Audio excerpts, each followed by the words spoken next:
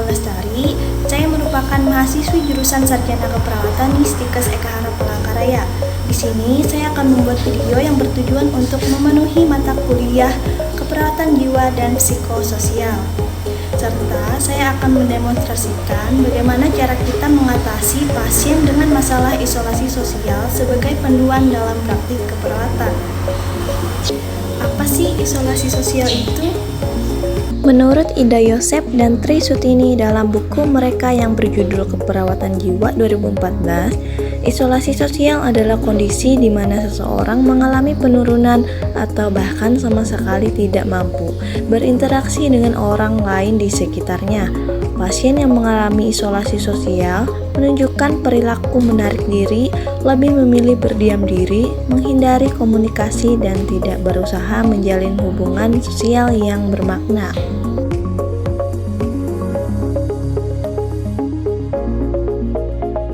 Tidak usah berlama-lama, langsung saja kita lihat videonya. Yang pertama, fase orientasi. Fase orientasi adalah tahap awal hubungan perawat dan pasien. Perawat memperkenalkan diri, menjelaskan peran, menciptakan suasana nyaman, serta menyepakati tempat dan durasi percakapan. Tujuannya membangun kepercayaan dan membuka komunikasi yang positif. Pagi. Perkenalkan, saya perawat Angelina. Saya senangnya dipanggil perawat Angel. Kalau boleh tahu namanya siapa ya? Siti Aisyah. Oke, Siti Aisyah senangnya dipanggil apa nih? Siti atau Aisyah? Siti. Oke, Siti ada keluhan nggak hari ini? Saya merasa bosan. Oh, bosan. Siti, gimana nih kalau kita bercakap-cakap tentang keluarga atau temannya Siti? Apakah Siti bersedia? Baik, bersedia. Siti maunya kita bercakap-cakapnya di sini aja atau mau di tempat lain? Maunya di sini aja. Oke, di sini aja. Jadi nanti kita bercakap-cakapnya sekitar 7 atau 15 menit. Siti maunya yang 7 menit aja atau yang 15 menit? 7 menit aja. Oke, kalau begitu. Yang kedua, fase kerja. Fase kerja adalah tahap di mana perawat menggali kondisi sosial pasien, membantu pasien mengenali penyebab isolasi sosial, serta mengeksplorasi perasaan terkait. Perawat membahas manfaat dan kerugian memiliki teman, sekaligus melatih pasien dalam keterampilan berkomunikasi seperti memperkenalkan diri. Tujuannya untuk membantu pasien membangun kemampuan berinteraksi dengan orang lain.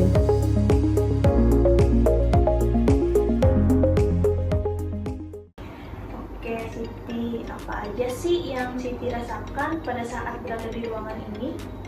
Apakah Siti merasa sendirian? Iya, saya sering merasa sendiri. Ada atau tidak pasien di sini yang Siti kenal? Ada, namanya Umi. Oke, biasanya Siti dan Umi ini ngelakuin hal apa aja sih? Berbincang-bincang. Selain Umi, ada atau enggak pasien yang lain temannya Siti? Nggak ada, saya malu untuk berkenalan. Oh gitu, jadi itu yang menghambat Siti untuk berkenalan sama orang lain ya. Siti tahu tidak apa manfaatnya jika kita memiliki teman? Yang pertama, ada teman untuk berbincang dan ada teman untuk curhat. Wah, bagus sekali, Siti udah tahu ya. Selain itu, ada lagi nggak yang Siti tahu?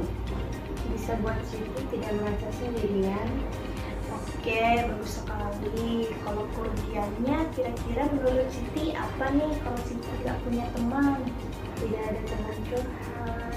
Siti akan merasa selalu sendirian. Nah, benar sekali. Jadi udah tahu ya kerugiannya kalau nggak punya teman itu bakalan jadi kayak gitu. Kira-kira nih Siti mau nggak kalau kita belajar latihan berkenalan sama orang lain? Oke, ini saya ajarkan ya. Semisalkan kita belum kenal, saya dan Siti belum kenal, jadi Siti bisa berkenalan dengan orang lain. Yang pertama, Siti Siti bisa sebutkan nama Siti dulu. Lalu Siti ini senangnya dipanggil siapa? Alamat Siti di mana? Sama hobi Siti. Hobi Siti itu apa? Disebutkan. Setelah itu Siti menanyakan lagi ke orang yang Siti ingin kenali, seperti itu. Coba kita praktekkan ya. Anggap saja saya dan Siti belum kenal. Perkenalkan, nama saya Siti Aisyah. Saya senang dipanggil Siti. Alamat saya di Jalan Badak. Hobi saya memasak. Nama kakak siapa?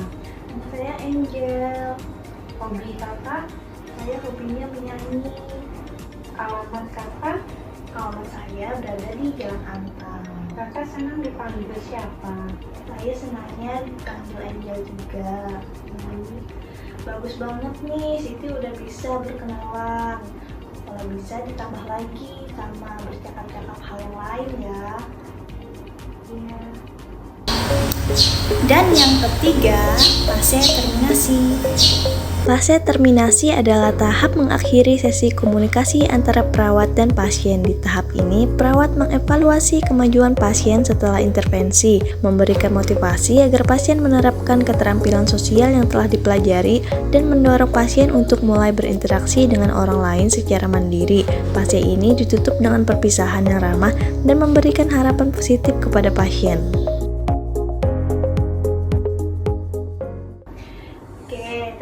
Siti udah bagus banget nih belajar berkenalannya.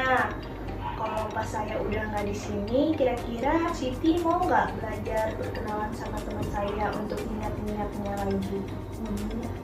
Oke, kira-kira Siti maunya jam berapa nih, siang atau sore? Sore. Oke, kalau sore kita tulis di jadwal dulu ya di bukunya Siti. Sore jam 3 ya. Oke, jadi besok sore jam 3 Siti belajar kenalan lagi sama teman saya ya. Oke Siti, ini kan udah selesai. Kalau Siti butuh bantuan atau apa segala macam, Siti bisa pencet bel nih di sebelah kasurnya Siti. Saya ada kok di ruang perawat. Terima kasih ya Siti. Nah teman-teman, itu tadi caranya bagaimana kita mengatasi pasien dengan masalah isolasi sosial. Semoga video ini bermanfaat.